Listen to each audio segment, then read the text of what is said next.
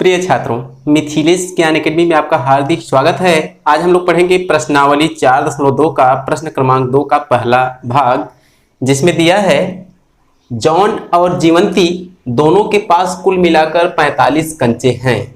दोनों 5-5 कंचे खो देते हैं और अब उनके पास कंचों की संख्या का गुणनफल 124 है।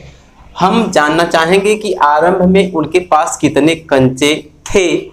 तो आरंभ में उनके पास कितने कंचे थे यह जानने के लिए हम लिखेंगे हल, और हल में जो हमसे पूछ रहा है वही हम मान लेंगे। हाँ, तो जैसा कि आप देख रहे हैं, हमने यह मान लिया कि जॉन के पास कंचों की संख्या x है। तो जीवंती के पास कितने कंचे होंगे, अब थोड़ा सा हम रफ पर समझेंगे। इधर हमारा रफ है, अब थोड़ा से आप बारीकी से समझेंगे तो ज्यादा समझ में आएगा।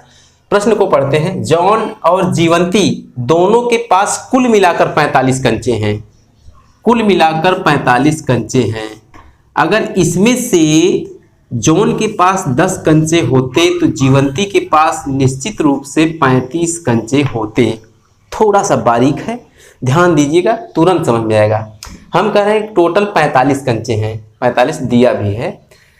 अगर जॉन के पास 10 कंचे होते तो जीवंती के पास निश्चित रूप से 35 कंचे होते। अब कहने का तात्पर्य यह है कि 45 कुल कंचे हैं। जॉन के कंचों की संख्या इसमें से हम घटा देंगे तो ये जो हमको मिल रहा है इसी को जीवंती कहेंगे। क्या कहेंगे? जीवंती के कंचों की संख्या कहेंगे।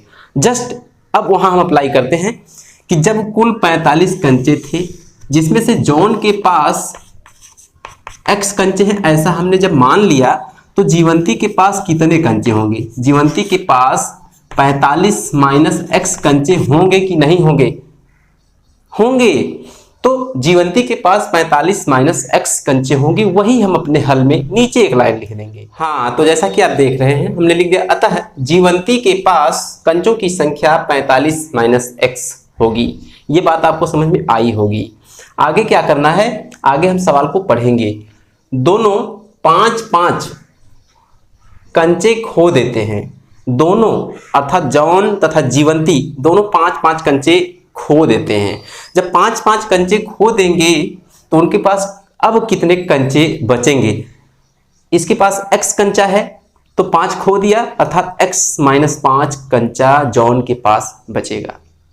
और इसके पास 45 माइनस x कंचा है, किसके? जीवंती के पास। ये भी 5 कंचा खो देता है तो इसके पास 45 माइनस x माइनस 5 अर्थात 40 माइनस x कंचा इसके पास बचेगा। वही नीचे हम एक लाइन लिख देंगे। हाँ, तो जैसा कि आप देख रहे हैं हमने नीचे लिख दिया, 5 कंचा खो देने पर जॉन के पास कंचों की संख्या x माइनस 5 होगी। ये बात आपको समझ में आ रही होगी क्योंकि जॉन के पास कुल x कंचे थे, ऐसा हमने मान लिया। 5 कंचा उसने खो दिया तो x माइनस 5 कंचा उसके पास अब शेष बचा है, तथा 5 कंचा खो देने पर जीवंती के पास कंचों की संख्या अभी तो 45 माइनस x थी पुरानी वाली, अर्थात उसके पास जो इनिशियल स्टेट था, अब उसमें से 5 खो दिया तो 45 माइनस x माइनस 5 जीवंती के पास बचेगा। अब प्रश्न क्या कह रहा है, और अब उनके पास कंचों की संख्या का गुणनफल, और अब इस कंडीशन में उनके पास कंचों की संख्या का गुणनफल 124 है, ऐसा हमारा प्रश्न कह रहा है। तो हम लिखेंगे प्रश्नानुसार। हाँ, तो हमने लिख दिया प्रश्नानुसार। अब x माइनस 5 जॉन के कंचों की संख्या है, x माइनस 5 यहाँ ज्यों का त्यों लिख लेंगे, इनका गुणा जीवंती के कंचों से हम करेंगे तो 45 में से 5 घटा देंगे 40 मिलेगा। 40 माइनस x तो ज्यों का त्यों रहेगा। ध्यान से देखिए, ये हो गई जॉन के कंचों की संख्या खोने के बाद, 5 कंचे खोने के बाद, और ये हो गई जीवंती के कंचों की संख्या 5 कंचा खोने के बाद।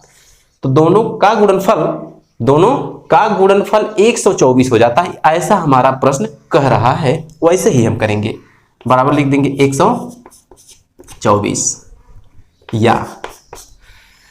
अब देखिए इस ब्रैकेट के साथ हम करेंगे गुणा, तो क्या मिलेगा? x का गुणा 40 में करेंगे तो हमको मिलेगा 40x। ध्यान से देखिएगा, गुणा हो रहा है। x के साथ करेंगे तो माइनस x स्क्वायर, माइनस 5 का 40 के साथ करेंगे तो माइनस 200, -5 का -x के साथ करेंगे तो +5x इज इक्वल टू 124, या -x² को उठा के लेके चलते हैं उस साइड, तो हमको मिलेगा प्लस का x², 40x प्लस 5x मिलकर 45x प्लस में होगा, उधर लेके जाएंगे तो -45x हो जाएगा। ध्यान दीजिएगा पक्षांतर हो रहा है, ये दोनों मिलकर 45x, उधर गए तो 45x माइनस के 7 हो जाएंगे, ये भी उधर चला गया है। माइनस का 200 तो उधर जाके प्लस का 200 हो जाएगा कि नहीं, बिल्कुल हो जाएगा। अब प्लस 124 यहाँ पहले से मौजूद है, बराबर इधर पूरा का पूरा इक्वेशन 0 हो गया है, इधर पूरा 0 बचेगा, लिख देंगे या x² -45x, 200 में 124 जोड़ देंगे तो प्लस 324 बराबर 0 हमको मिलेगा। अब नियम आपको पता ही है कि द्विघात समीकरण को हल करने का सबसे बेस्ट मेथड होता है कि मध्य पद को दो भागों में बांटकर। तो सबसे पहले पहला पद और आखिरी पद का हम आपस में कर देंगे गुणा। तो आइए हम रफ पर थोड़ा सा समझ लेते हैं। हाँ, तो जैसा कि आप देख रहे हैं, पहला पद x², आखिरी पद 324, इन दोनों का जब हम आपस में करेंगे गुणा तो हमको मिलेगा 324x²। अब होता क्या है कि दो ऐसी संख्याएं हमें पकड़ लेनी होती हैं कि जिनका हम आपस में कर दें गुणा तो यही संख्या हमको पुनः प्राप्त हो जाए।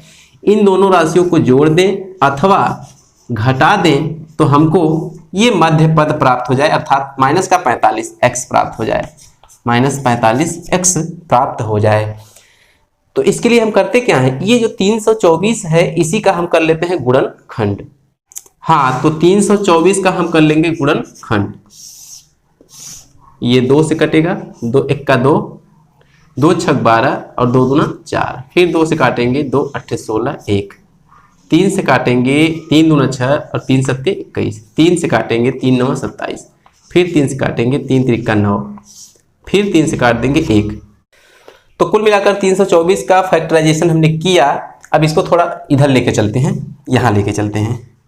2 गुणे 2 गुणे 3 गुणे 3 गुणे 3 गुणे 3, अर्थात 2 बार 2 है और 4 बार 3 है। ऐसा फैक्टर हमको मिला है 324 का। अब इसमें करते क्या है कि दो खंड बना लेते हैं, दो खंड, दो भाग बना लेते हैं। दो ऐसे भाग होने चाहिए जिनका आपस में गुणा करेंगे तो 324 निश्चित रूप से मिलेगा, क्योंकि 324 का ही तो ये फैक्टराइजेशन है।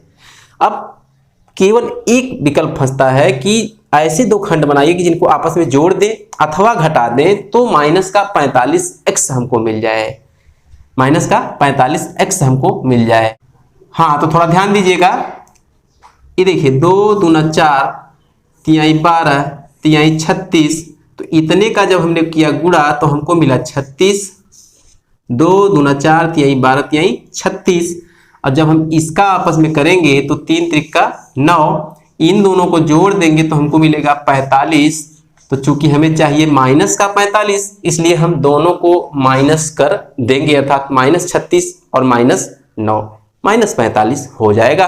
तो दोनों फैक्टर हमको मिल चुका है। आइए हम चलते हैं यहाँ अपने नोट्स पर, लिखेंगे या x² -36x -9x plus 324 is equal to 0, या यहां से यहां तक एक खंड और यहां से यहां तक दूसरा खंड हो गया है, तो इसमें और इसमें x कॉमन है, x को हम कर लेते हैं बाहर, एक x बचेगा, -36 बचेगा। इसमें और इसमें माइनस फ्रंट पे है तो माइनस निश्चित रूप से कॉमन होगा। 9 यहां से हम बाहर कर लेते हैं तो हो जाएगा x बचेगा, माइनस बचेगा, 36 बचेगा, इज इक्वल टू 0। पूरे इक्वेशन में x -36 यहां से, x -36 यहां से कॉमन है तो हम इसको कॉमन कर लेते हैं, x -36 और दूसरे ब्रैकेट में बचेगा x -9 इज इक्वल टू 0। अब नियम क्या होता है कि एक बार x -36 को हम 0 के बराबर रखेंगे, किसको, x -36 बराबर हम 0 रखेंगे तो x बराबर हमको मिलेगा क्या, 36। एक बार x -9 बराबर हम 0 रखेंगे तो x बराबर हमको मिलेगा 9, अर्थात जो जॉन है उसके पास 36 कंचे जब होंगे तो जीवंती के पास 9 कंचे होंगे, और जब जॉन के पास 9 कंचे होंगे तो जीवंती के पास 36 कंचे होंगे, जस्ट अपोजिट होंगे। तो ये पूरा का पूरा इक्वेशन का हल है। तो आज की वीडियो में बस इतना ही, फिर मिलेंगे अगले क्वेश्चन के साथ अगले वीडियो में। तब तक के लिए धन्यवाद।